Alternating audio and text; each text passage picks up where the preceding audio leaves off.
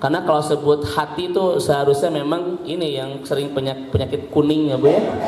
Yang tadi kata Ustaz Ismail harus dipoe itu. Kan salah satu pengobatan penyakit kuning harus dipoe sampai gosongan begitu Teh Lucy ya. Gitu. Kita sedang membahas istilah dalam bahasa Arab al-qalb yang tidak memiliki padanan Indonesianya itu.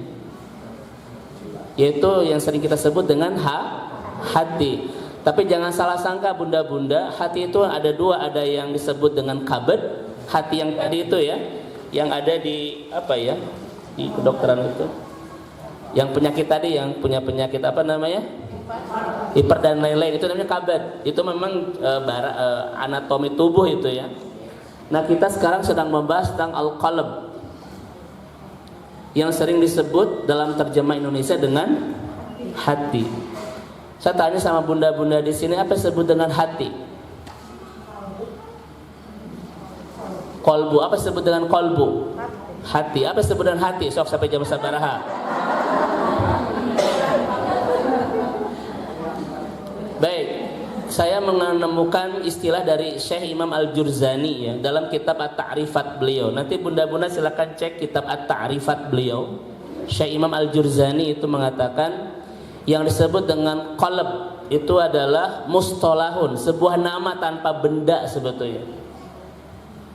Sebuah nama tanpa bendanya nggak ada di mana gitu loh. Kalau bunda sering bilang hatiku, bunda sering menunjuk apa di sini?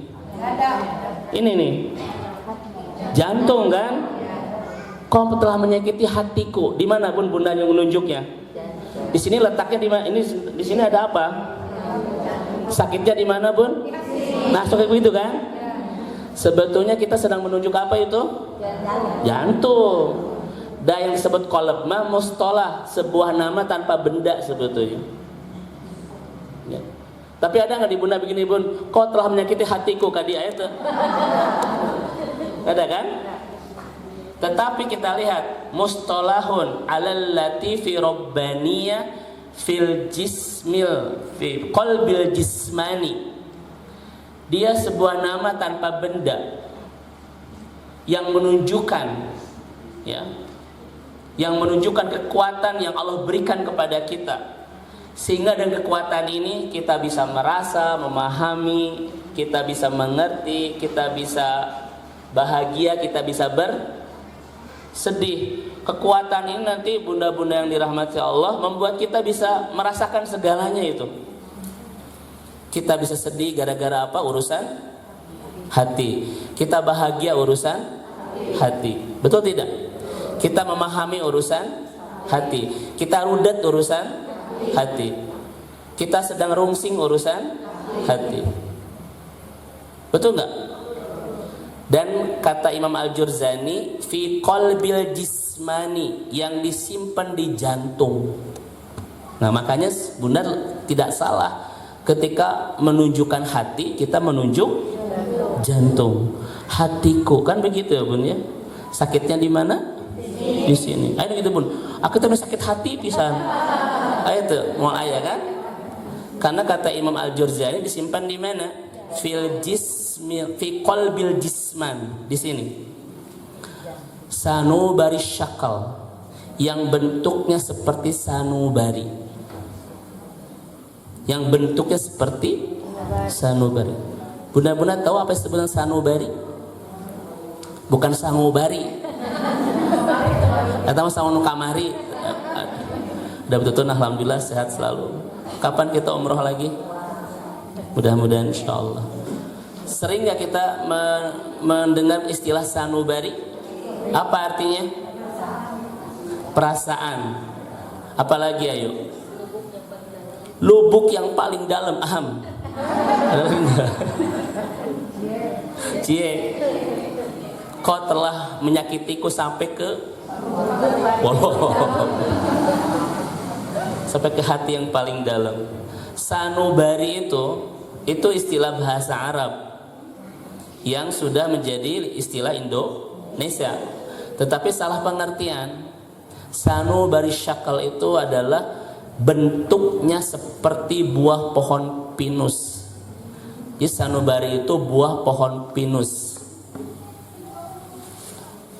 Jadi bentuk hati itu memang dia tidak sebuah nama tanpa benda yang disimpan di jantung, yang bentuknya seperti sanubari, seperti buah pohon pinus.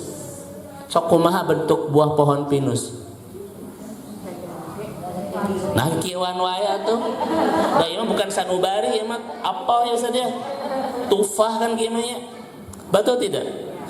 Ari bunda-bunda melambangkan hati sok kumaha? Kieu kan? Pikiran mah di dia tah. Dari mana dasarnya itu? Nggak ada. Karena bentuk qalbil jisman itu adalah sanubari, seperti buah pohon gini nih. Nah gitu tuh. Ieu kieu we tah pun. Kieu anu kieu di naon eta ieu? Sesat banget ini Ibu. Sarangeo we.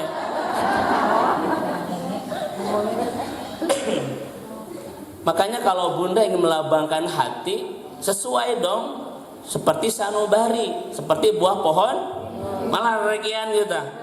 Jadi bunda ke suami, ayah lagi udah gitu kekiono naona gitu. Kata suami itu bunda damang gitu. Nah itu hati, sebuah nama tanpa benda. Memang dia tidak terlihat tapi terasa itu. Ya kan? Dia itu tidak terlihat tapi terasa. Dia bisa membadai itu, bisa menghanyutkan apapun yang ada di depannya itu. Betul kan? Dia itu bisa seperti menyala-nyala, melahap apapun yang ada di hadapannya. Itu hati itu. Bisa membawa kita terbang setinggi mungkin, juga bisa menenggelamkan kita serendah mungkin. Itu urusan hati itu. Betul tidak?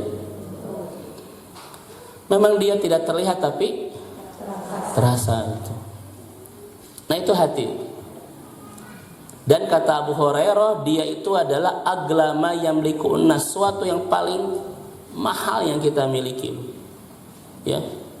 Makanya kenapa banyak yang sakit hati? Biasanya dia mempercayakan suatu yang mahal kepada orang yang murahan itu. Itu jadi bahasa naon sih Bun? Saya duduk lagi lah, punten Ustaz. Iya. Iya enggak? Makanya kenapa banyak orang yang sakit hati? Karena dia tidak hati-hati menjaga hati.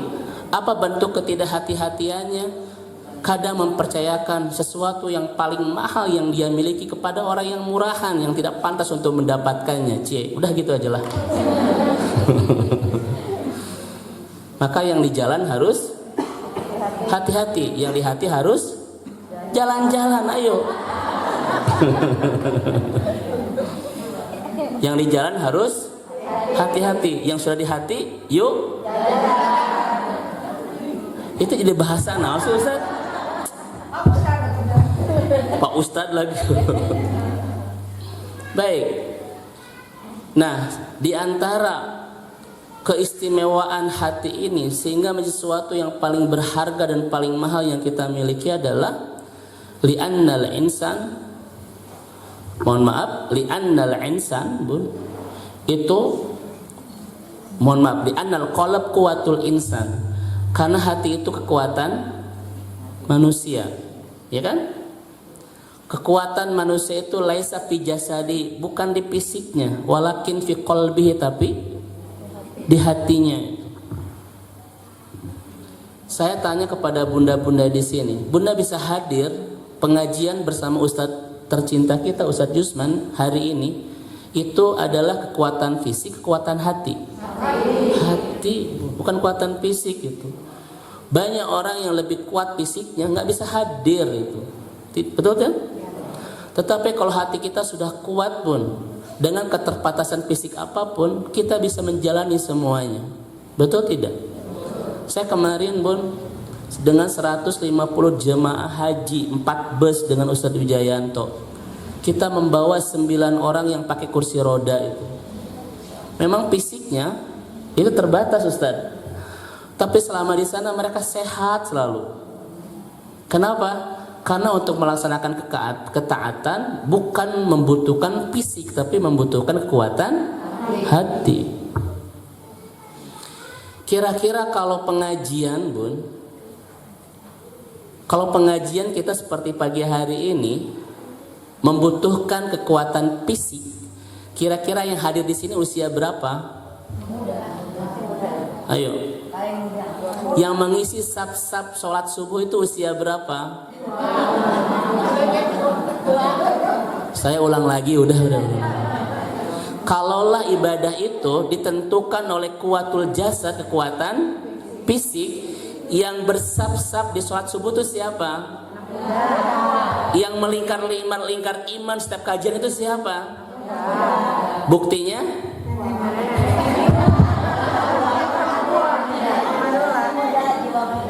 Buktinya bunda-bunda kan sudah.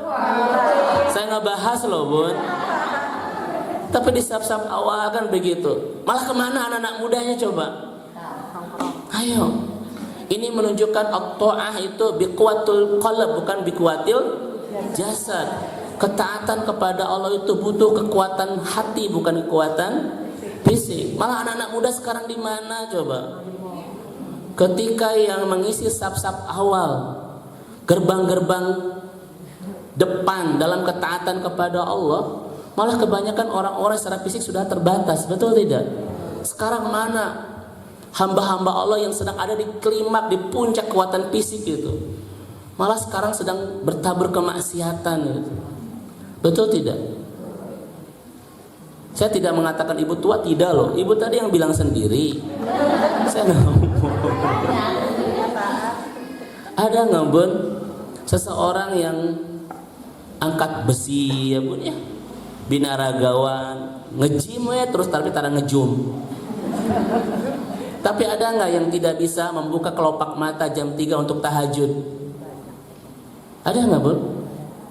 Dia tuh tukang ngejim, wah ngejim terus sampai badannya bagus gitu, tapi tidak bisa membuka kelopak mata jam 3 untuk tahajud. Ada nggak? Karena untuk tahajud itu kekuatan hati, bukan fisik loh.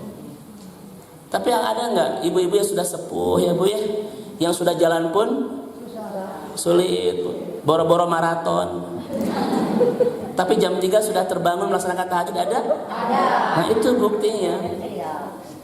Ada nggak orang yang kesana kemari menaklukkan puncak-puncak gunung tertinggi di dunia, tetapi tidak bisa melangkah ke masjid melaksanakan sholat berjamaah? Banyak gak? Itu menunjukkan apa loh?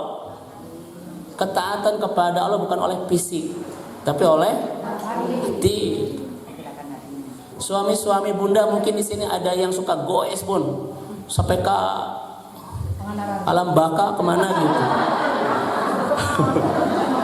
Tapi untuk ke masjid hese bisa. Diajak ngusep, goes, OTW. Diajak ke masjid. Iya kan? Hati itu luar biasa. Bahkan Ustaz Yusman sering ngebahas ini kan. Ternyata kekuatan hati itu bisa membantu menguatkan fisik, betul tidak, Bu? Saya itu suka berapa kali kejadian, ada seorang anak ditanya, kenapa haji, kenapa umroh? Ustaz, untuk mendampingi ibu saya yang sakit. Pas nyampe di sana balik, Bu, anaknya nggak joprak kayak gitu, Ustaz. Ibunya malah sehat gitu.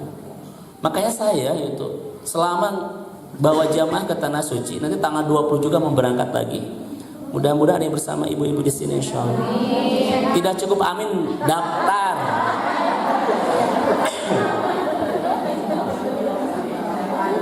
Kadang saya itu kan sebulan 2 kali berangkat itu, Bun. Makanya tuh wajah saya makin ke Arab-Araban kan. Itu hati yang penuh dusta itu. Semangat, Bun, di tanah suci, semangat di bandara. Di sana kadang sakit, kadang di sini sakit, di sana memang luar biasa hati itu, ya. Luar biasa itu. Nah ini yang pertama. Ada ibu-ibu yang hatinya kuat sekuat baja itu, kuat menghadapi ujian-ujian kehidupan dan badai-badai musibah itu. Ada kan?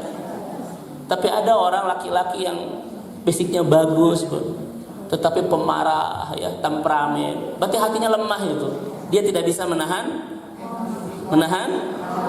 emosi. Ada kan? Ibu-ibu di sini pun semuanya senyum. Belum tentu semuanya bahagia loh.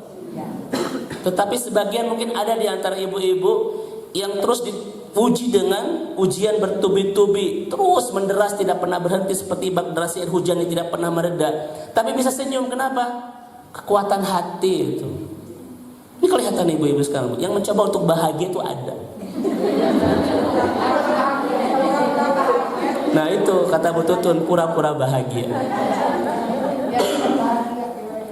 Apakah senyuman ibu semuanya sedang tanda bahagia?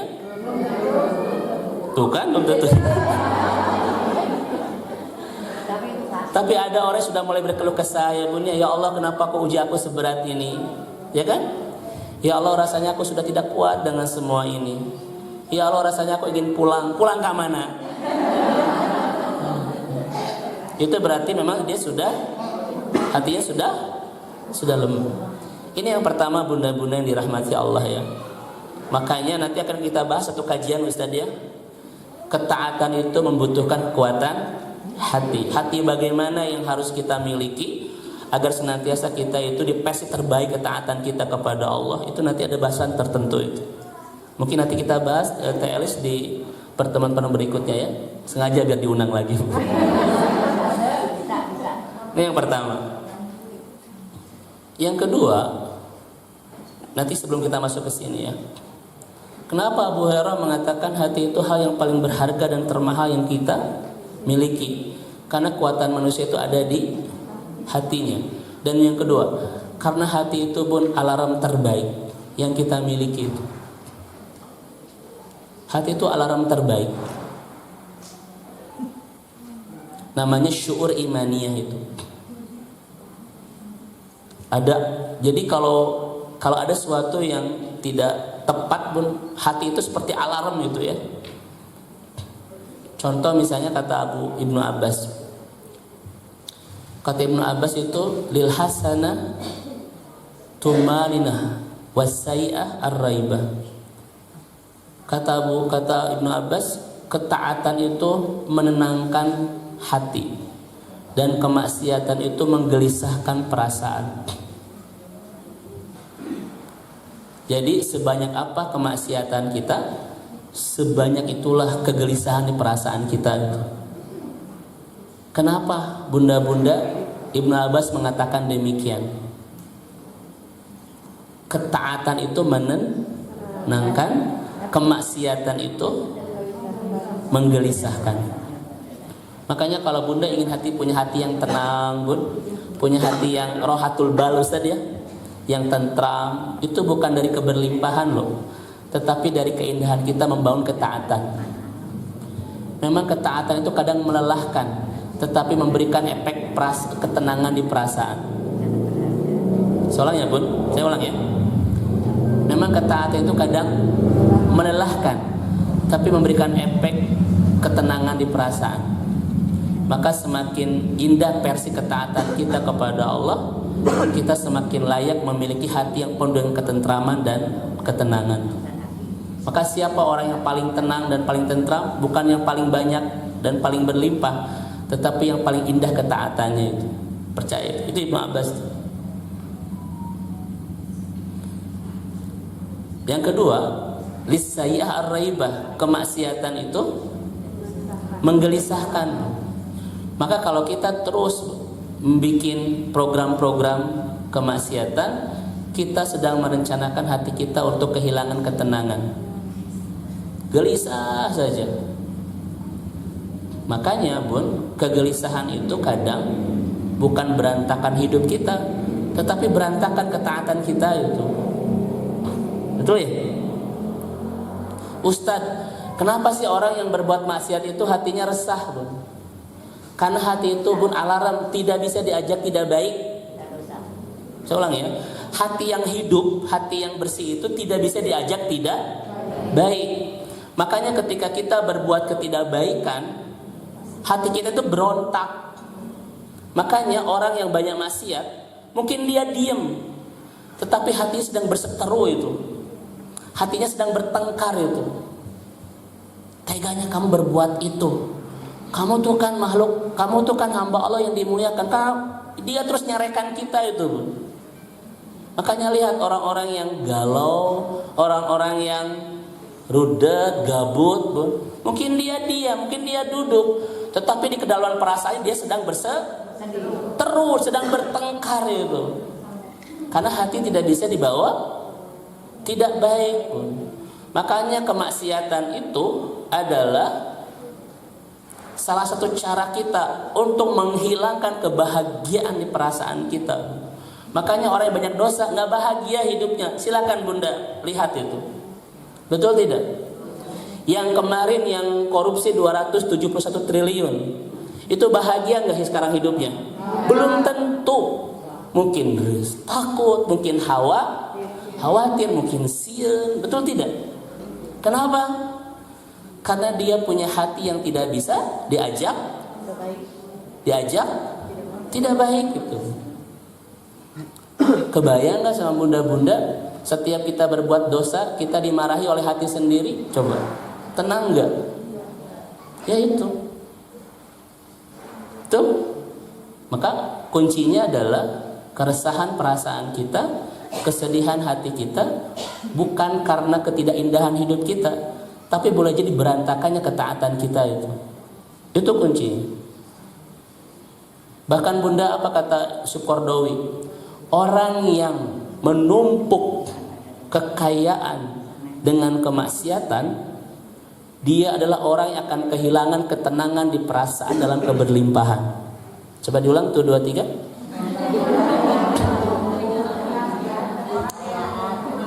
Rese. Orang yang menumpuk dunia dengan kemaksiatan adalah orang yang akan kehilangan ketenangan di perasaan dalam keberlimpahan. Memang dia berlimpah tapi hidupnya nggak tenang. Bener? Takut digerebek sama KPK, takut di banyak hal itu. Makanya Bunda mendingan kaya lewat maksiat atau berlimpah lewat taat biar cepat.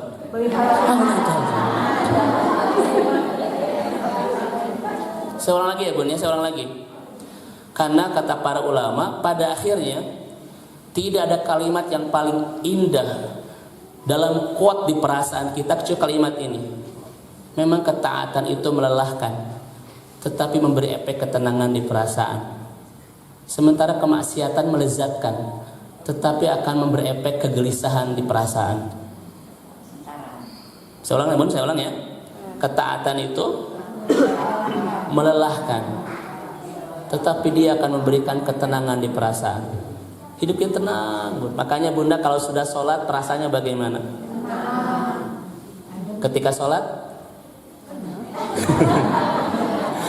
Ustadz, alhamdulillah habis toh sholat bisa tenang, eker sholat asa dibebani. Benar. Sementara kemaksiatan itu malah menikmatkan, tetapi akan membawa kegelisahan di perasaan. Maka siapa orang yang tidak akan bahagia di masa depan? Orang yang saat ini banyak berbuat kemaksiatan. Dia sudah menghancurkan kebahagiaan di masa depan, bahkan dia sudah menghilangkan kebahagiaan di perasaan. Sekarang Bunda bisa ambil kesimpulan bagaimana supaya kita bahagia? Kesimpulannya apa?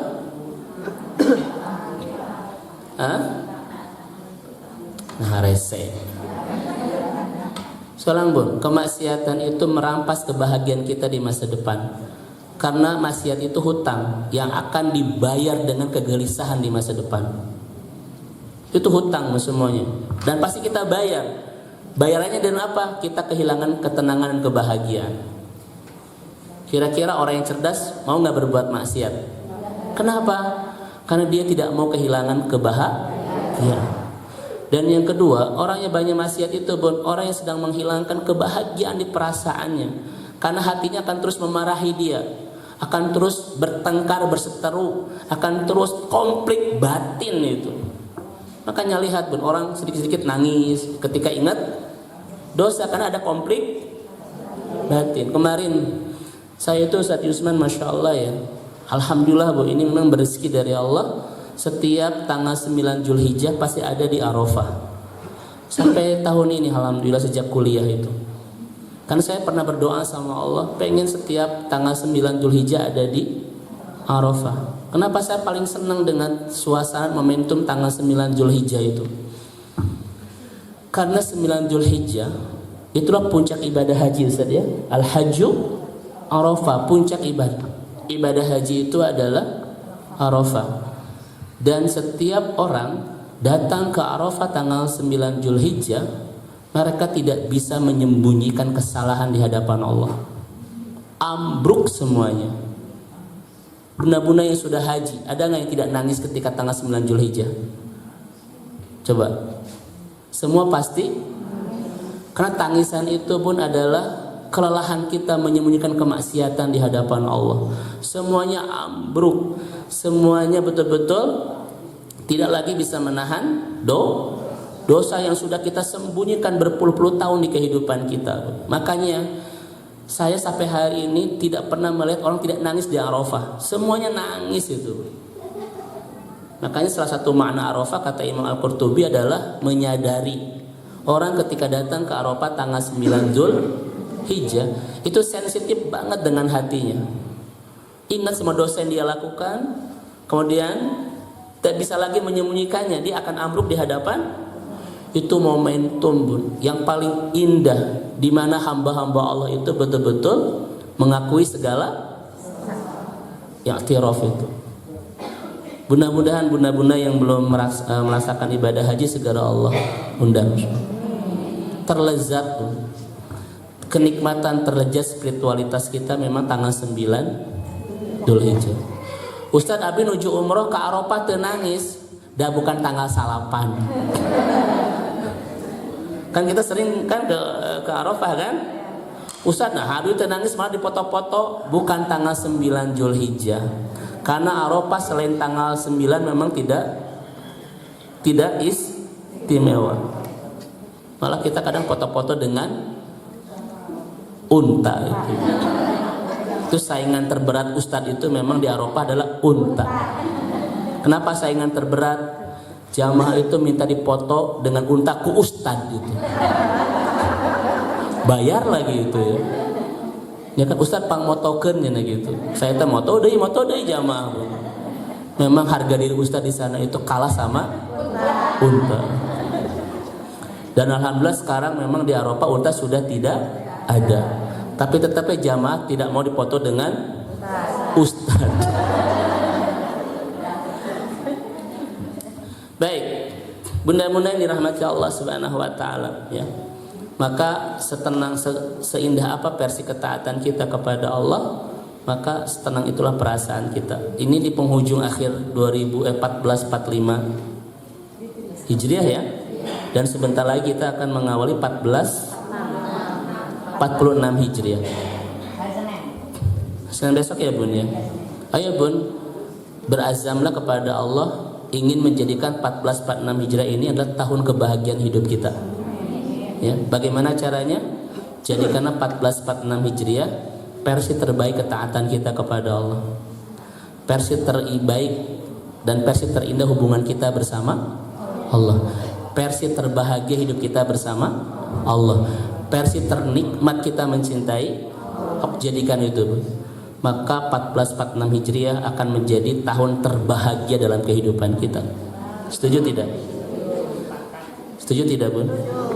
Karena kalau tidak begitu, maka tahun 1446 Hijriah akan seperti 1445, 1444.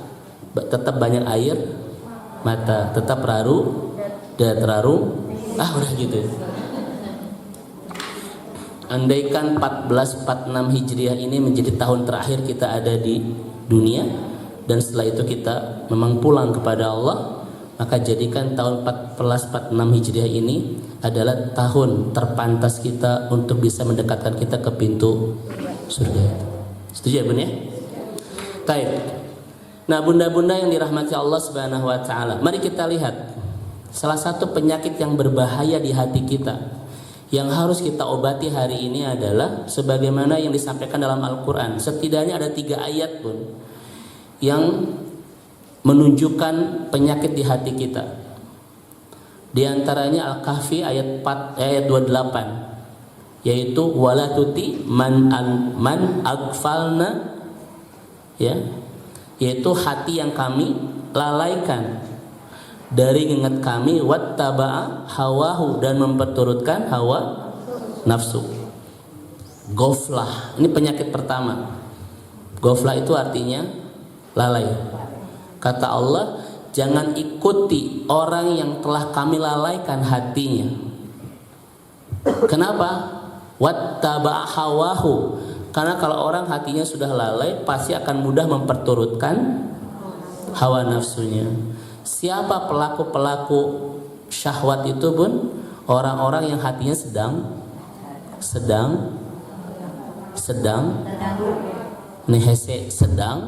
lalai.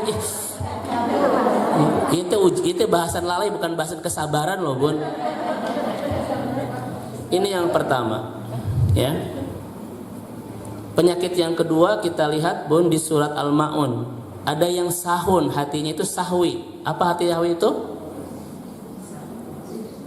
Dia ingat sesuatu sampai lupa kepada sesuatu. Itu namanya sahun, sahwi. Kenapa banyak orang yang lupa sholat? Karena hatinya sedang ingat yang lain tuh biasanya. Sampai lupa rokaat. Ustaz Abid ini rokaat kedua atau rokaat ke-24 cina itu bun. Kenapa sampai kita lupa rokaat dalam sholat? Pasti hatinya sedang ingat sesuatu yang lain. Sahwi, makanya ada sujud sahwi. Ada hati yang sahun lah gitu bun. Yang pertama ghaflah, lalai. Yang kedua sahun itu apa Ustaz ya? Terjemahnya Ustaz? Sama ya Ustaz ya? Sama itu lalai itu. Karena bunda terlalu fokus dengan urusan dunia sampai lupa mempersiapkan untuk membangun masa depan kebahagiaan di. Nah itu hati yang sahun tuh kayak gitu loh bun. Kita fokus ingat ke A sampai lupa B. Apalagi kata Allah, Allah itu tidak menciptakan dua hati dalam satu rongga dada. Al-Furqan ayat 20 berapa itu? Coba dilihat. Ma ja'alallahu lirajulin qalbain fi zawfihi. Allah tidak menciptakan dua hati dalam satu rongga dada. Makanya orang itu kalau kuat ingatannya kepada sesuatu, pasti akan lemah ingatan kepada sesuatu yang lain. Karena di dalam rongga dada kita Allah tidak menciptakan dua hati. Kalau ibu-ibu fokus kepada Ustadz Yusman, pasti akan tidak fokus kepada Ustadz. Nah begitu bu, tidak bisa fokus dua-duanya itu. Ya, makanya saya dan Ustadz itu ngisinya tidak barengan. Ustadz ngomong, saya ngomong enggak itu. Satu-satu, kenapa? Karena kita tidak punya dua hati dalam satu rongga, tidak bisa fokus ke Ustadz Yusman dan ke saya di waktu bersamaan. Makanya Telis bikin kajiannya ada satu-satu dulu. Ustadz kita dulu, baru saya penutup gitu. Coba Ustadz sekarang bicara, saya bicara bun. Bunda fokus gak? Gak bisa fokus. Kalau fokus ke saya pasti tidak fokus ke Nabi gitu. Paham bun? Makanya siapa orang yang sering lalai dunia, lalai akhirat? Karena dia terlalu fokus urusan dunia. Betul ya? Makanya nanti ada kajian Telis ya. Bagaimana cara kita untuk fokus akhirat? Itu diantaranya adalah bun, keluarkan dunia di hatimu dan genggam di tanganmu. Dan biarkanlah akhirat itu masuk ke hatimu. Dan jadikan dunia di genggamanmu itu kendaraan yang bisa mengantarkan kita ke. Nah itu nanti ada kajian khusus ya. Judulnya adalah cara Allah, saya lupa nanti ya. Cara menyederhanakan urusan dunia itu. Karena nggak mungkin ada orang yang fokus ke akhirat sementara dunianya masih bertatah indah di hatinya itu. Betul tidak? Kenapa? Karena kita tidak dicipta memiliki dua hati dalam satu rongga dada. Makanya orang ketika sholat sampai lupa bacaan, sampai lupa rokaat, saya yakin pasti sedang fokus ke urusan yang lain. Itulah yang disebut dengan iltifatul qalb. Hatinya sedang diiltifat oleh syaitan. Makanya dalam mazhab Imam Syafi'i, sholat, ketika kita sholat kemudian menangis boleh tidak? Bunda lagi sholat menangis boleh tidak? Belum tentu boleh. Karena ad-dumu fis sholah nau'ani. Air mata dalam sholat itu ada dua. Yang pertama masyru'iyah, dibolehkan. Yang kedua mamnu'iyah, dilarang. Ustadz, air mata bagaimana yang dilarang? Air mata yang jatuh ketika kita sholat gara-gara memikirkan urusan dunia. Udah lagi sholat, ingat suami belum pulang, bun, token listrik habis, gas habis, kosong, bun, beas nangis, itu boleh nggak? Nggak boleh. Karena dalam mazhab Imam Syafi'i, air mata yang jatuh ketika sholat dan itu masyru'iyah, dibolehkan ketika air mata itu jatuh gara-gara kehusyuan sholat kita. Yang Ustadz tadi alhamdulillah abis itu tos tahajud nangis terus. Nah ibu, is caro kita can uih, bu. Itu air mata yang tidak dibolehkan. Namanya adalah ikhtilas yahtalis syaitan. Sholat kita sudah dicuri oleh syaitan. Sholat kita sudah dicuri oleh. Pertanyaan saya kepada bunda-bunda di sini, bunda sering nangis dalam sholat? Karena khusyuk, kan ingat banyak masalah.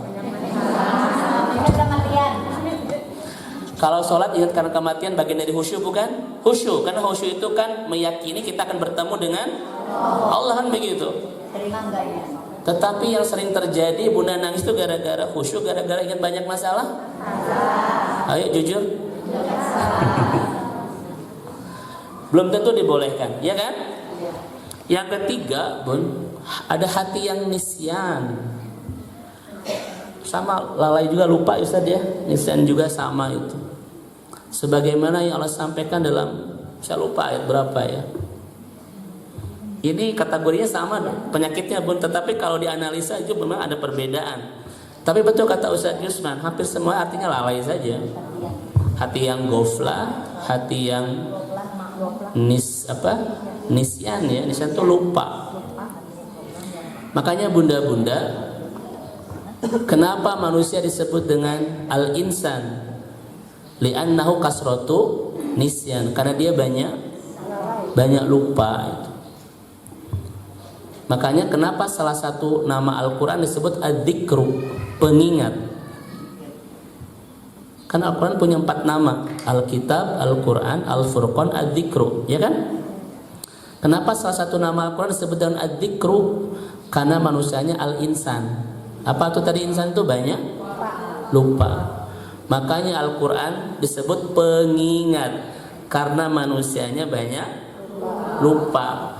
Makanya kalau kita tidak hidup bersama Al-Quran, pasti akan banyak lupanya. Saya ulang ya bun ya. Makanya kalau kita tidak banyak bersahabat dengan Al-Quran, pasti akan banyak lupanya. Di antara lupanya apa bun? Suka kaget dan rewas ketika mendapatkan musibah. Ya Allah, kenapa kau uji aku seberat ini? Itu dia lupa loh bun. Lupa apa? Lupa bahwa dunia itu memang tempatnya. Nah itu. Makanya orang yang senantiasa bersahabat bersama Al-Quran, ketika diuji apapun tidak mudah kaget, tidak mudah rewas. Kenapa? Karena dia diingatkan 15 abad yang lalu bahwa memang dunia itu tempatnya. Nah itu, nggak akan sering mudah kaget sampai menyalahkan Allah Subhanahu Wa Taala. Ya Allah, kenapa kau beri aku ujian seberat ini? Nggak akan mungkin begitu kalau orang sudah dekat bersama. Kenapa hatinya tidak? Hatinya tidak lupa, karena memang dunia itu tempatnya ujian itu. Ustadz, saya mah tidak mau diuji, jangan tinggal di dunia. Kamana tuh Ustadz? Wallahu a'lam bishawab. Ustadz, saya nangis karena ibu masih di dunia. Ustadz, saya sedih karena ibu masih di dunia. Ustaz saya itu sakit hati karena ibu masih di dunia. Ustaz saya kecewa karena ibu masih di dunia. Kalau ibu tidak mau semua itu terjadi, jangan tinggal di dunia. Paham bu? Nah udah gitu. Saya tidak bilang gitu. Ya, betul kan Ustaz ya? Coba nanti tanya sama Ustaz Yusman, ada berapa ayat yang menginformasikan kepada kita bahwa dunia itu darul ibtila, tempatnya ujian. Memang Allah menjadikan kehidupannya sebagai ujian, liyabluwakum ayyukum ahsanu dah itu. Makanya bunda kalau senantiasa bersama Al-Quran, ketika diuji, oh memang dunia tempatnya ujian. Ketika bunda menangis, oh memang saya masih di dunia. Ketika bunda sedang kecewa, oh memang saya sedang di, karena dunia itu tempat kekecewaan, tempat air mata, tempat uji. Allah sampaikan semua itu dalam Al-Quran. Namun kalau bunda tidak banyak bersahabat bersama Al-Quran, diuji apapun pasti rewas, ya kan? Kenapa kau ambil ini ya Allah? Terusnya kenapa? Ya Allah, saya itu sudah hijrah senior, sudah tahajud siang malam. Kenapa kau berikan aku ujian seberat ini? Besti saya mah tidak pernah ngaji ya Allah, tapi hidupnya fine-fine saja. Kayaknya kau salah ngasih alamat masalah. Tuh kan, udah ngambek, ya kan? Betul. Itu salah satu yang bikin kita sering lupa kalau kita tidak bersama Al-Quran. Yang kedua itu lupa apa coba bun? Lupa bahwa kita ini pertama akan mati dan semua amal akan Nah itu sering lupa. Sampai mudah berbuat maksiat, seakan-akan kita itu tidak ada catatan amal yang akan dipertanggungjawabkan. Kita lupa Allah itu sedang melihat, mengawasi. Kita lupa Allah itu sedang mencatat. Kita lupa bahwa kita sebentar lagi akan mati. Itu bahaya kalau kita tidak selalu bersama Al-Quran.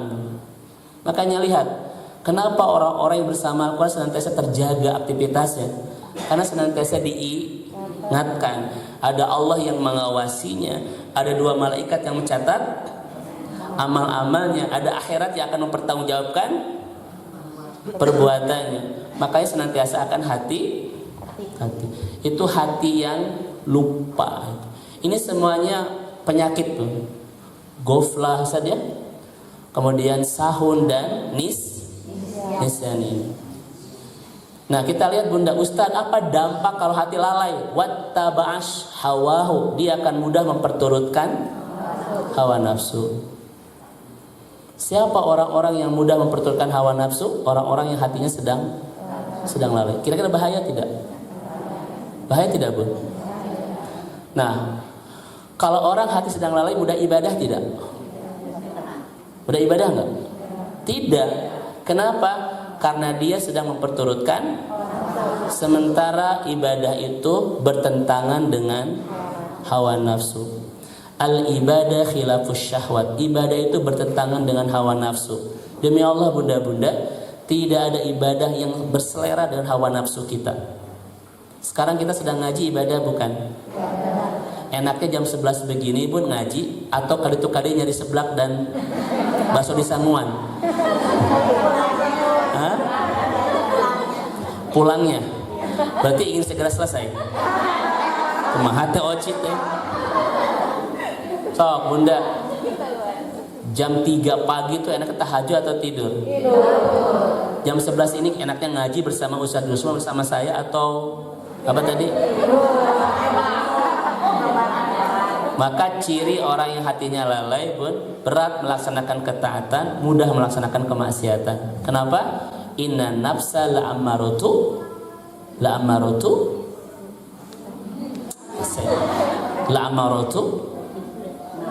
Qul huwallahu la'ammaratu bisu. Karena syahwat itu cenderung kepada kemaksiatan. Jadi tidak ada loh bun ketaatan yang sesuai dengan selera syahwat kita. Betul? Karena syahwat itu cocoknya dengan kemaksiatan. Makanya orang kalau hatinya lalai, apapun kemaksiatan akan dilakukan dan dia akan berat melaksanakan ketaatan. Itulah pesan Allah di surat Al-Kahfi ayat 28. Nah sekarang kita masuk, udah jam 11 ya. Saya sampai jam berapa? 11. Baik, saya minta 5 menit dulu ya Bu ya. Ada 4 cara. Bagaimana cara kita menghidupkan hati yang lalai? Sebetulnya kajian panjang tapi karena waktu terbatas ya.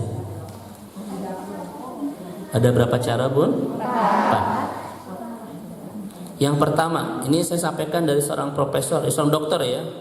Dr. Al-Uraifi ini salah satu dokter kita Ustadz yang saat ini sedang bermasalah di Saudi ya. Sedang dipenjara itu. Memang sedih ya, tahun-tahun ini banyak ulama-ulama kita yang luar biasa ilmunya di Saudi ini sedang banyak urusan dengan penjara ya. Karena pemerintah Saudi saat ini sangat represif ya terhadap ulama-ulama yang tidak sejalan dengan kebijakan kerajaan itu. Yang bikin kaget kemarin Ustadz, Syekh Soleh Al-Munaji itu Ustadz viral di Instagram, di TikTok ya di Saudi itu. Kitabnya banyak, kan di penjara. Syekh Soleh Al-Munaji itu Ustadz kekinian saat ini ya. Kalau di kita Ustadz kekinian siapa sekarang? Hah?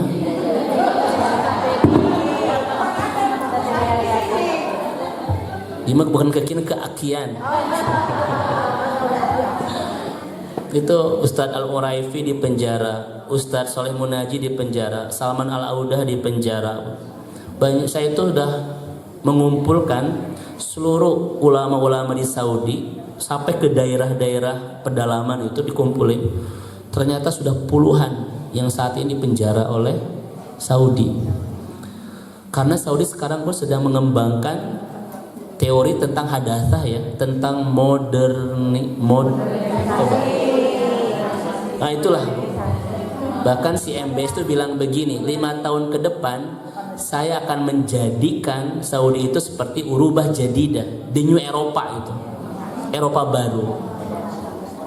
Otomatis kan ulama-ulama banyak yang tidak sependapat, tapi di sana tidak ada kebebasan berpendapat, karena bentuknya kerajaan ya, penjara. Di kita alhamdulillah lah Bun, kita berbeda pendapat dengan kekuasaan pun kita masih alhamdulillah saja masih diberikan kebebasan. Di sana nggak boleh itu. Baik, tapi bunda-bunda walaupun demikian jangan menyurutkan semangat untuk pergi ke tanah suci. Karena pergi ke sana bukan ingin tahu Saudi, tetapi ingin ibadah ya di rumah Allah Subhanahu wa taala. Satu Bun, bagaimana cara kita ihyaul qalb, menghidupkan hati yang ghaflah, yang lalai itu? Yang pertama adalah, nah ini ya Bun ya, at-takhallus minadz-dzunub wa aqli anha. Jadi betul-betul memutus hubungan dengan apa ya, dosa ya Bun. Dengan cara apa disampaikan oleh Ustadz kita? Dengan kasratul istighfar wa taubatun nasuha. Dengan memperbanyak istighfar dan melakukan pertobatan nasuha.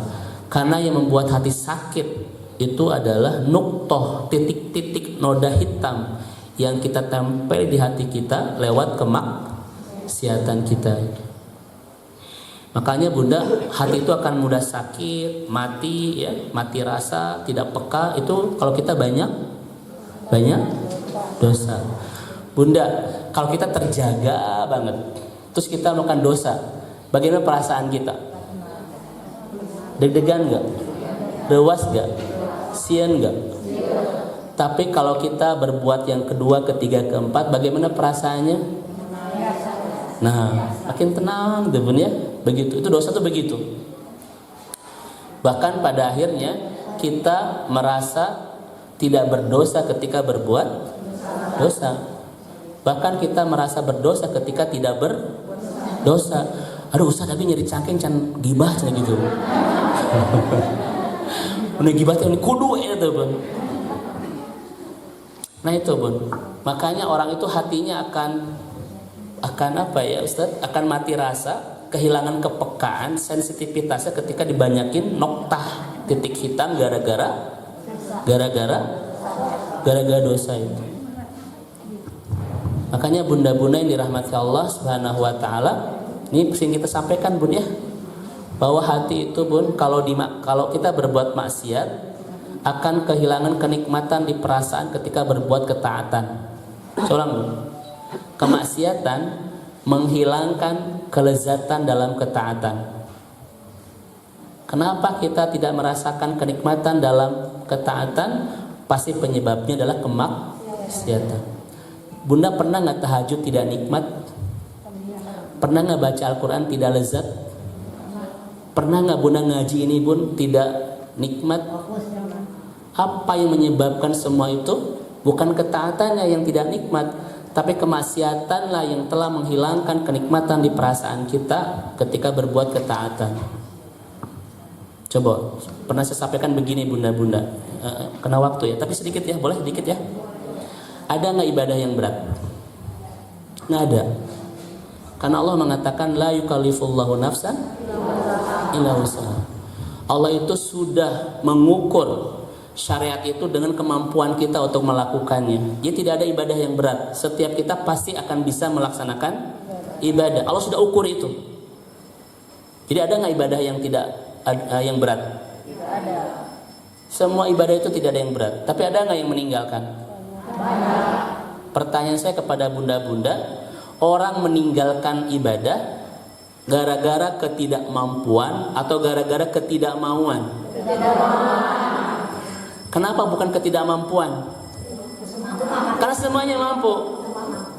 Jadi penyebab kita meninggalkan ketaatan bukan ketidakmampuan, tapi ketidakmauan. Pertanyaannya, kenapa tidak mau? Kenapa tidak mau? Apakah suami bunda itu sanggup ke masjid sholat subuh? Kenapa tidak ke masjid? Tidak mau, itu bukan tidak mampu. Penyebab orang tidak melaksanakan ketaatan bukan ketidakmampuan, tapi ketidakmauan.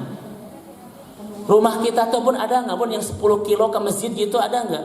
Nggak ada. Setiap kompleks sudah ada masjid sekarang itu. Bahkan dia punya motor, punya mobil, punya sepeda gitu. Kenapa tidak ke masjid? Bukan tidak mampu, tapi tidak mau. Bukan rumah yang jauh, hatinya yang jauh itu. Pertanyaannya, kenapa tidak mau? Bunda Harese. Penyebab orang tidak mau cuma satu, karena dia tidak merasakan kenikmatan. Betul kan? Kalau dia merasa nikmat Bun, sesulit apapun dia mau akan memperjuangkan loh. Tadi ada nggak Bun laki-laki yang nonton Piala Eropa tadi malam? Banyak itu. Jam berapa Ustaz? Ada yang jam 11, ada yang jam 2 kan? Coba lihat, banyak gak yang nonton? Padahal di waktu berat. Kenapa dia masih mampu? Karena dia itu penikmat bola itu. Ari bunda itu nonton tuh. Karena kita menteh. Dan bunda, orang main bola tuh kayak nggak logis ya. Diudak-udak dapat ditajong gerak.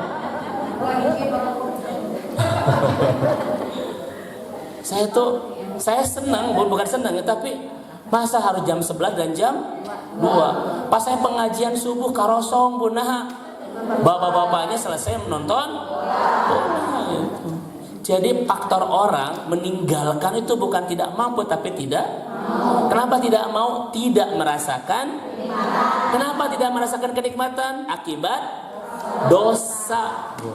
Maka hukuman terberat di dosa adalah dia akan meninggalkan ibadah Bun. Makanya kalau orang pun sudah meninggalkan ibadah, itu hukuman Allah itu. Suami tidak ke masjid, itu hukuman Allah loh Bun. Suami tidak bisa baca Al-Quran, itu hukuman Allah. Kenapa? Karena suami kita tidak menikmati gara-gara banyak. Nah itu. Ini yang pertama ya Bun ya. Jadi cara menghidupkan hati itu adalah at-tahallus minadz-dzunub, ya, membersihkan dari dosa dan memutus hubungan dengan cara apa? Kasratul istighfar dan taubatun. Yang kedua Bun, waktu saya habis ya. Yang kedua, bagaimana cara kita menghidupkan hati itu? Kalimat Al-Uraifi-nya bagus sekali. Kalimat beliau adalah ij'al lisanaka rutban bidzikrillah. Jadikan lisanmu rutbah, itu rutin ya tadi ya, basah untuk terus senantiasa berzikir itu. Nanti Bunda lihat surat Ar-Ra'd ayat 28 lah ya. Jadi zikir ini Bunda itu betul-betul menghidupkan hati. Zikir yang bagaimana nanti ini perlu penjelasan khusus ya. Karena zikir ini bukan mantra ya Ustaz ya. Kan kita cuma mantra subhanallah subhanallah subhanallah, bukan hanya begitu zikir itu. Tapi zikir itu kan lisan mengingat, menyebut, hati merasakan, pikiran mengingat, itu namanya zikir ya. Ini butuh bahasan khusus. Iz'al lisanaka rutban bidzikrillah. Jadikan lisan basah untuk senantiasa berzikir. Dan zikir terbaik kata Ibnu Qayyim apa Bun? Zikir terbaik itu? Kata Ibnu Qayyim? Kata Ibnu Qayyim bukan kata yang lain. Apa? Zikir terbaik kata Ibnu Qayyim adalah tilawatul Quran. Senantiasa membaca, itu zikir terbaik. Yang keberapa itu? Cok Bun. Kalau Bunda senantiasa terjaga bersama Al-Quran, hati itu hidup. Dan ketika hati hidup, kita tidak mudah dikendalikan oleh syahwat. Dan kalau orang sudah mudah mengendalikan syahwatnya, pasti ibadahnya akan lancar. Yang keberapa sekarang? Yang ketiga. Percepat ya Bun ya. Nah ini, i'mal ala ziyadatil iman fi qalbika. Jadi bikin program Bun untuk menguatkan iman di hatimu. Jadi bikin program untuk terus menambah dan menguatkan iman di hatimu. Karena iman di hati itu akan hidup oleh Ustadz, bagaimana cara menghidupkan iman? Di antaranya kalimat Mu'ad bin Zabal, ijlis bina nu'minu sa'ah. Mari kita duduk, kita perbaharui iman kita sejenak. Apa yang disebut dengan duduk sejenak itu Bun? Ngaji gitu. Ya. Jadi cara efektif untuk menambah iman itu apa tadi? Ngaji. Sok Bunda sekarang Bun kita ngaji bersama Ustadz Yusman. Kira-kira ada nggak iman yang bertambah? Kadang ada. Walaupun Bunda kadang ngerti itu. Aisyah Ustadz dia nggak bahasa asal liar. Tapi kira-kira iman nambah nggak? Itu hebatnya ilmu untuk menyuburkan iman, kata Ibnu Qayyim al-Jauziyah. Kan kata beliau ilmu itu seperti air hujan yang menyuburkan tanah, menyuburkan iman. Dari tanah yang subur akan menumbuhkan pepohonan. Ilmu menyuburkan iman, iman yang subur menumbuhkan amal. Itu adalah ilustrasi dari Ibnu Qayyim al-Jauziyah. Makanya Bunda jangan bermimpi menjadi orang yang hebat dalam ketaatan kalau kita tidak memiliki iman yang kuat, yang baik. Dan tidak mungkin memiliki iman yang baik kalau kita jarang ngaji gitu. Ya. Yang keberapa itu? Yang ke Jadi saya tuh nggak enak ya karena nggak bisa dijelasin ya Bun ya. Tapi nggak apa-apa lah, poin-poin dulu aja lah ya karena waktu saya habis. Dan yang terakhir Bun, alaikum bidzikrul maut. Senantiasa ingat dengan kematian. Karena yang melalaikan hati kita itu adalah kita sering lupa bahwa kita sebentar lagi akan pulang. Nah begitu ya. Apa yang menyebabkan orang lalai Bun? Perasaan bahwa dia masih punya banyak kesempatan. Betul? Perasaan bahwa dia masih banyak kesempatan, itulah yang sering melalaikan dalam ketaatan. Tadi kenapa tidak ngaji? Kan besoknya masih ada. Tadi kenapa tidak duha? Besoknya masih ada. Iya kan? Karena dia yakin masih banyak. Itulah yang sering melalaikan. Padahal kematian itu kita tidak tahu kapan datang. Boleh jadi setelah pengajian ini Ibu akan segera pulang. Amin ya robbal.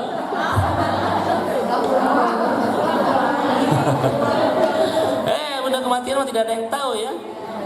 Bisa nggak setelah pengajian ini ada yang wafat?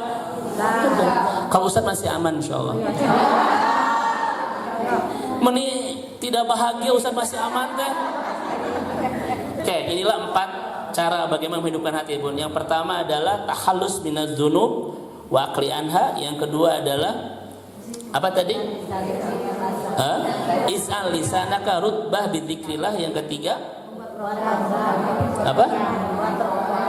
Ya, i'mal ala ziyadati al-iman fi qalbika. Yang keempat, alaikum bidzikril maut. Inilah cara kita menghidupkan hati yang lalai, Bun.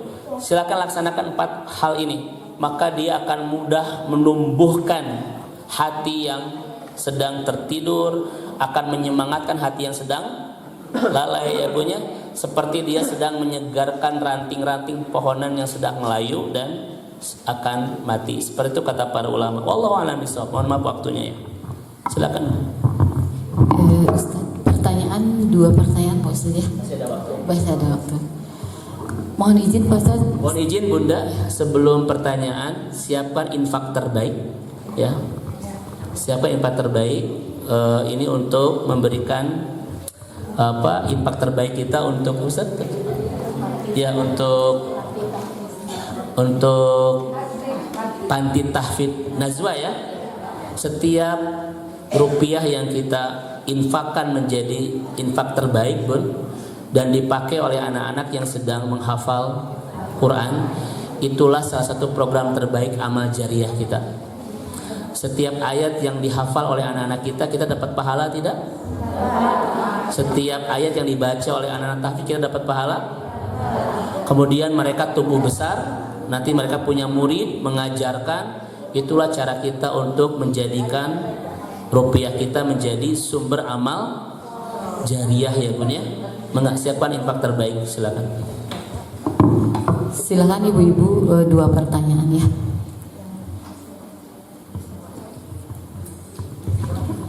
Assalamualaikum warahmatullahi wabarakatuh. Ustadz, kalau sholat itu ingin khusyuk, harus tahu arti apa yang kita baca. Setelah kita tahu, kadang-kala kita lupa dengan rokaat. Itu bagaimana Ustadz? Apakah diteruskan aja atau kita diulang lagi gitu? Baik, pertama, barakallah Bun, mudah-mudahan sehat selalu. Saya senang setelah pulang dari Tanah Suci kita bisa bertemu lagi, Bun. Mudah-mudahan setiap kajian Allah bersamakan, bahkan sampai ke surga insyaallah ya. Pertama, terkait dengan sholat khusyuk, kita bisa merujuk ke pendapat Imam Al-Qurtubi ya Ustaz ya. Bahwa kata beliau, kalau orang ingin khusyuk, dia harus punya 5 syarat. Yang pertama, at-ta'zim lillah, mengagungkan Allah.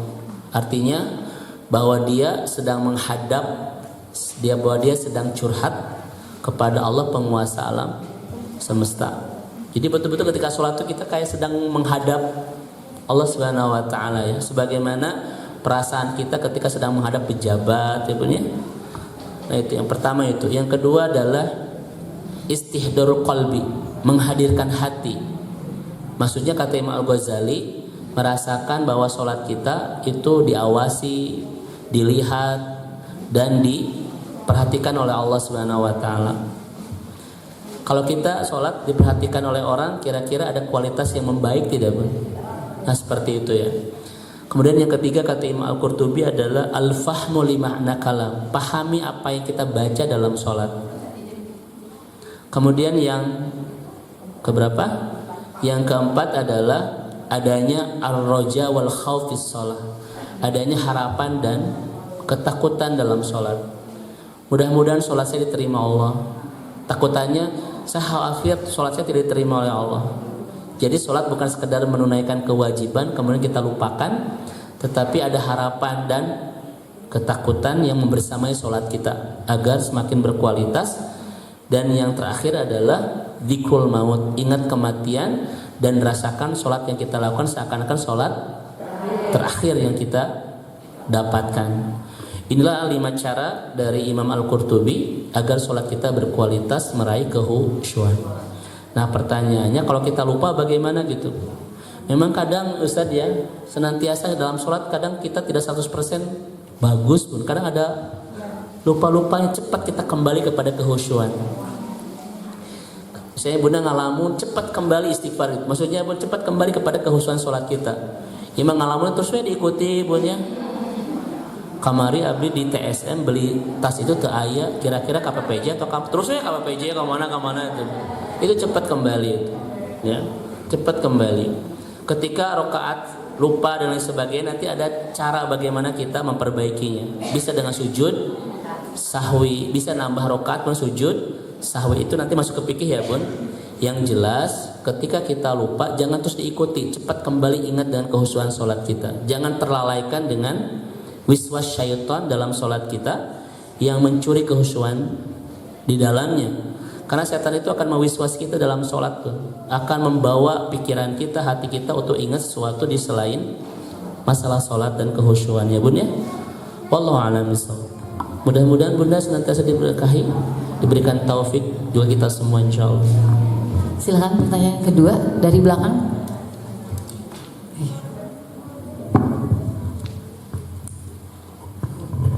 Bismillah Ustaz. Perkenalkan saya Rini. Ustadz, saya sudah kehilangan Ustadz selama 4 tahun. Jadi dulu saya sering mengikuti kajian Ustadz, tapi semenjak Corona Selama 4 tahun kemana aja tuh kehilangan? pindah Ustadz jadi ke Ciamis sekarang. Oh, sorry Ciamis. Ya, Masya Allah, barakallahu jadi fiik. semenjak Corona itu. Alhamdulillah Sekarang kembali ada. ke Bandung? Enggak, kebetulan lagi ada ujian jadi kesini. Di Bandung. Iya, Sedang kuliah di mana? di UT. Oh, Masya Allah, barakallahu fiik. Mudah-mudahan Allah berikan hasil terbaik. Amin. Dan mudah-mudahan ilmunya barokah, bermanfaat insya Allah. Ya. Ustadz, sepanjang kajian tadi Masya Allah merasa relate banget, merasa sedang dinasihati sama Ustadz gitu ya, relate sama kehidupan saya saat ini. Tapi kalau boleh saya minta nasihat dari Ustadz khusus gitu ya untuk saya yang saat ini Alhamdulillah sudah menjalani pernikahan selama 11 tahun dan luar biasa gitu, sekarang merasa sedang ada di ujung tombak gitu Ustaz, hampir menuju perpisahan gitu Ustaz. Mohon nasihatnya untuk saya. Terima kasih. Mudah-mudahan Allah memberikan kesabaran ya. Dalam ujian ini setiap kita punya ujian masing-masing, termasuk ujian dalam pernikahan. Setiap kita pasti punya masalah. Bahkan kalau kita tahu masalah pernikahan orang lain, kita kadang merasakan ujian kita tidak ada apa-apanya kadang. Akan suka seperti itu ya bun ya. Saya kemarin bun membahas sedikit ya bun, membahas Ustadz di sebelum haji itu seminar tentang Al-Inab Al-Usari, tentang KDRT.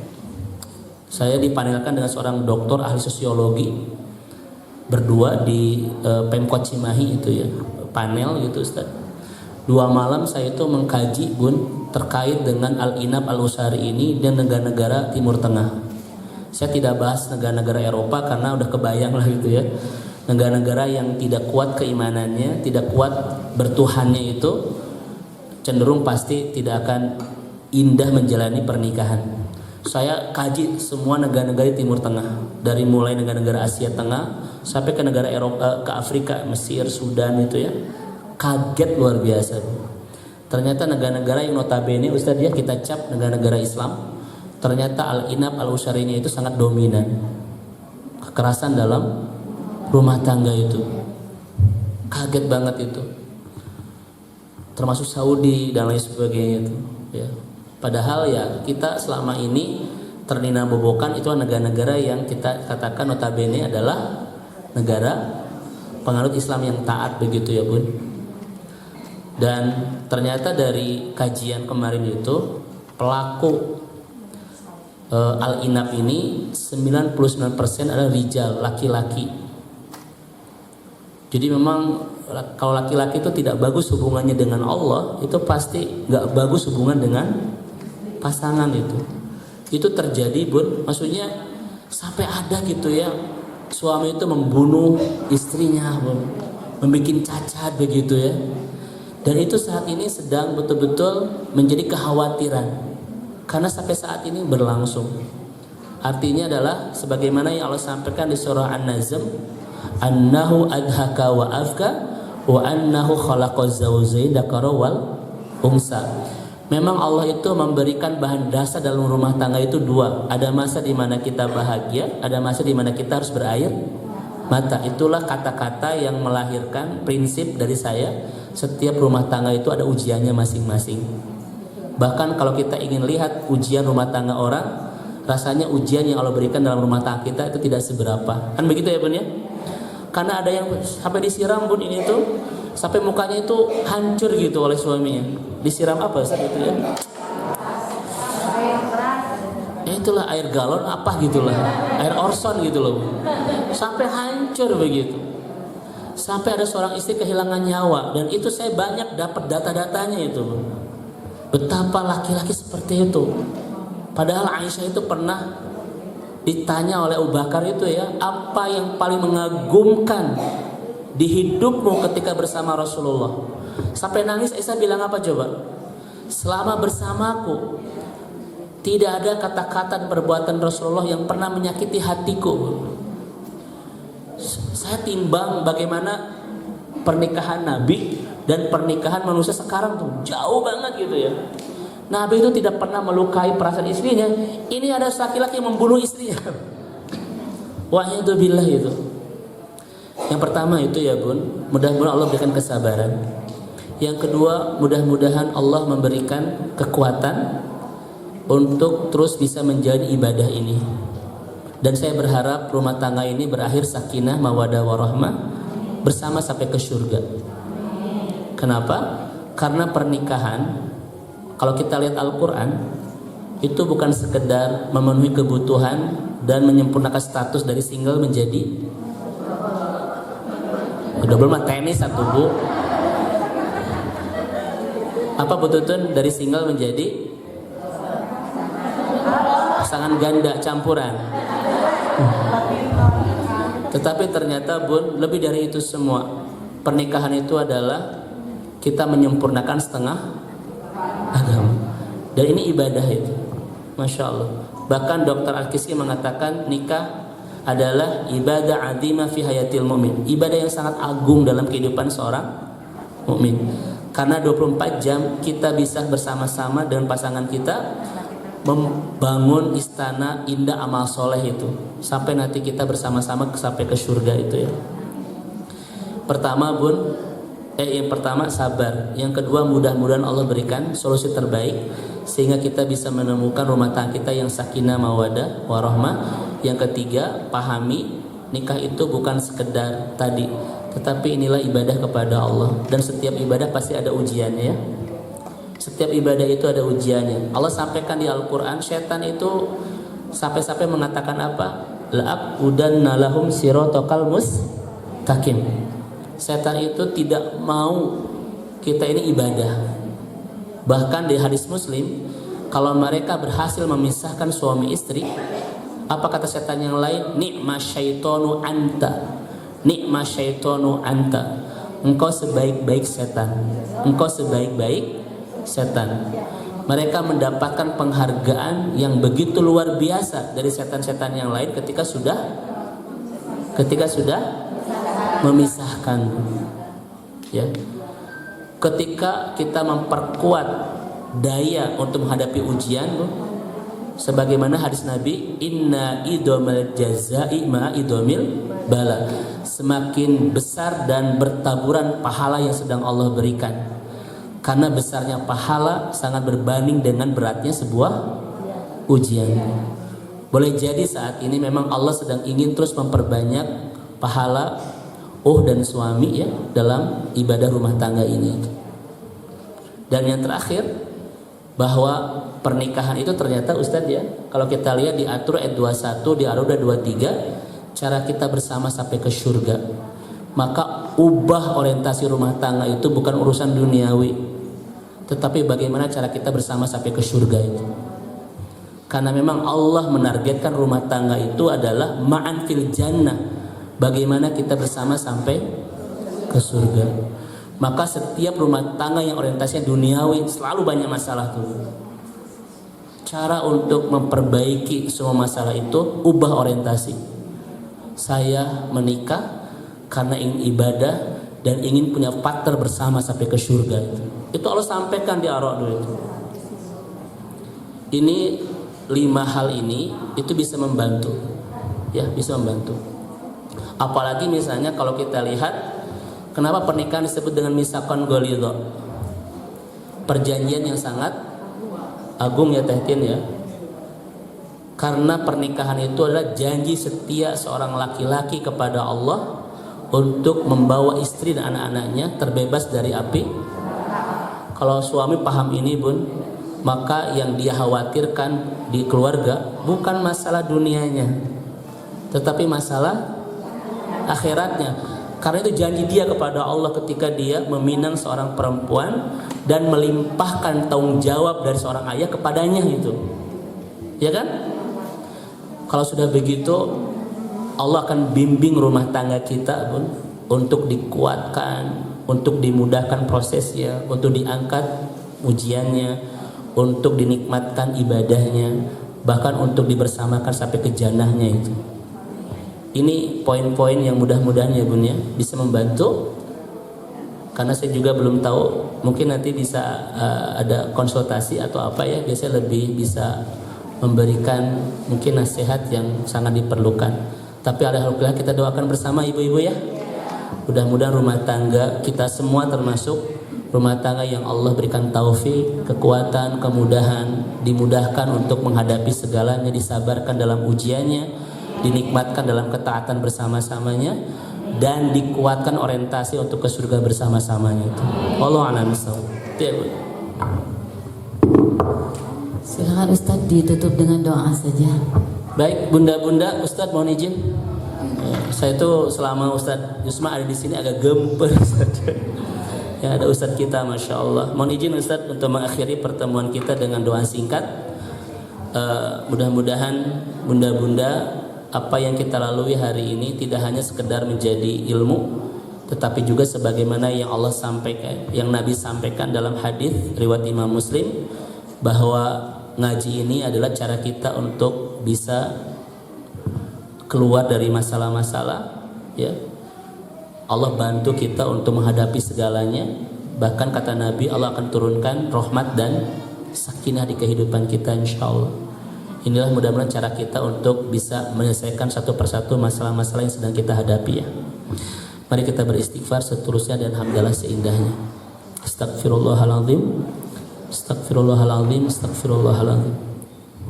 Alhamdulillahirabbil alamin, la ilaha illa anta huwal hayyul qayyum wa atubu ilaik. Ya fatiris samawati wal ard, ya muqallibal qulub, ya dzal jalali wal ikram. Ya rabbana lakal hamd kama yanbaghi li jalali wajhikal karim wa 'azimi sultani. Ya Allah, ya Rahman, ya Rahim, ya Aziz, ya Ghafar, Kau yang maha baik, Kau yang maha indah, Kau yang maha segala-galanya dalam hidup kami. Di rumahmu ini disaksikan hamba-hamba solehmu ini dan ribuan malaikatmu. Kami semua memohon kepadamu, berikan kesempatan kepada kami semua untuk bisa memperbaiki diri ini sebaik-baiknya, bisa mendekati Engkau sedekat-dekatnya. Jadikan 1446 Hijriah yang akan kami jelang menjadi tahun terbaik versi kami dalam ketaatan kepadamu, dalam keimanan kepadamu, dalam kelezatan ibadah kepadamu, dalam kebahagiaan hidup bersamamu, dalam kenikmatan merasakan sakinah bersama pasangan, dalam rangka membangun istana ketaatan kepadamu ya Allah. Berikan semua kami kesempatan terbaik untuk menjadi hamba-Mu yang semakin lebih baik, semakin Kau inginkan, semakin pantas Kau cintai, semakin layak Kau sayangi. Andaikan 1446 Hijriah menjadi tahun terakhir kami ada di dunia ini ya Allah, berikan kepada kami kenikmatan menjadikan tahun ini tahun ternikmat kami ibadah kepadamu, tahun terlezat kami mencintaimu, tahun terbahagia kami hidup bersamamu, tahun terpantas kami untuk mendapatkan surgamu ya Allah. Berikan kepada kami kesempatan menjadi hamba-Mu yang semakin bahagia hidup bersamamu, semakin nikmat mencintaimu, semakin lezat ibadah kepadamu. Andaikan di tahun ini memang tahun terakhir kami ada di dunia, dan tahun inilah tahun jadwal terakhir kami untuk pulang ya Allah, maka mudah-mudahan hari-hari yang tersisa betul-betul menjadi hari-hari terlayak kami untuk semakin dekat ke pintu surga. Istiqomahkan kami dalam ketaatan kepadamu sampai akhir hayat kami. Nikmatkan kami dalam ibadah kepadamu sampai ujung episode kehidupan kami ya Allah. Terus bersamakan kami dengan orang-orang soleh, membangun ketaatan, kebersamaan dalam ketaatan di dunia, agar kami punya harapan bisa merencanakan untuk bersama membangun kebahagiaan kelak di surga. bersamakan kami sampai ke surgamu. Jangan sisakan di antara kami untuk tak kau masukkan ke dalam surga, karena kami ingin ke surga bersama-sama. Mudah-mudahan kajian demi kajian bersama guru tercinta kita Ustaz Gusman di masjid ini adalah cara kami untuk bisa menemukan jalan pulang ke surga ya Allah. Bersamakan kami dan orang-orang yang kami cintai sampai ke surgamu nanti. Bersamakan kami dan pasangan kami selama-lamanya sampai usia memisahkan kami dan surga mempertemukan kami kembali. Tuakan kami bersama-sama dan mudah-mudahan kami saling menemukan kembali kelak di surga ya Allah. Bantu kami untuk bisa menyelamatkan dan mempertahankan bahtera rumah tangga ini, karena kami ingin cerita pernikahan ini berhenti di pintu surga ya Allah. Apapun warna dan rasa pernikahan kami ingin bawa semuanya ke pintu surga. Oleh karena itu ya Allah, berikan daya, kesabaran, ketabahan dan kekuatan untuk kami menjalani ujian-ujian pernikahan ini. Mudah-mudahan semua itu semakin mendekatkan kami ke pintu surga. Yang saat ini sudah kehilangan pasangan karena kematian, kami mohon kepadamu ya Allah, balaslah penantian panjangnya, kerinduan mendalamnya dengan sebuah pertemuan indah di jannah-Mu. Yang saat ini sedang menanti pasangan, muliakan kesendiriannya ya Allah, muliakan hari-harinya, istiqomahkan dalam ketaatan kepadamu, dan segera berikan jodoh terbaik pilihanmu yang akan semakin menguatkan imannya, memperbaiki ibadahnya, dan semakin menguatkan langkahnya menapaki pintu-pintu surga. Rabbi habli minas solihin, Rabbi habli, Rabbi gfirli wali walidaya warhamhuma kama rabbayani saghira. Kami mohon kepadamu, hantarkan orang tua kami ke surga, bawa keduanya semakin dekat dengan pintu surga, bahagiakan orang tua kami di surga, dan pertemukan kami kembali dengan keduanya kelak di surga. Karena tidak ada puncak kebahagiaan dalam hidup kami kecuali bisa melihat kembali senyuman indah kedua orang tua kami kelak di surga. Mudah-mudahan yang hadir bersama di pertemuan indah bersama guru tercinta kami adalah hamba-hambamu yang kelak di surga bisa kembali menemukan kedua orang tuanya, bisa kembali melihat senyuman indah kedua orang tua, bisa kembali mengecup tangan kedua orang tuanya ya Allah. Mudah-mudahan ketaatan kami, keistiqomahan kami, kebaikan kami, semua yang kami istiqomahkan sampai hari ini menjadi kendaraan kami untuk bisa pulang ke surga dan menemukan kedua orang tua di sana ya Allah. Innaka rabbuna ala kulli syai'in qadir. Rabbana la tuzigh qulubana ba'da idh hadaitana wa hab lana min ladunka rahmah innaka antal wahhab. Rabbana atina fid dunya hasanah wa fil akhirati hasanah wa qina adzabannar. Mohon maaf. Assalamualaikum warahmatullahi wabarakatuh. Waalaikumsalam warahmatullahi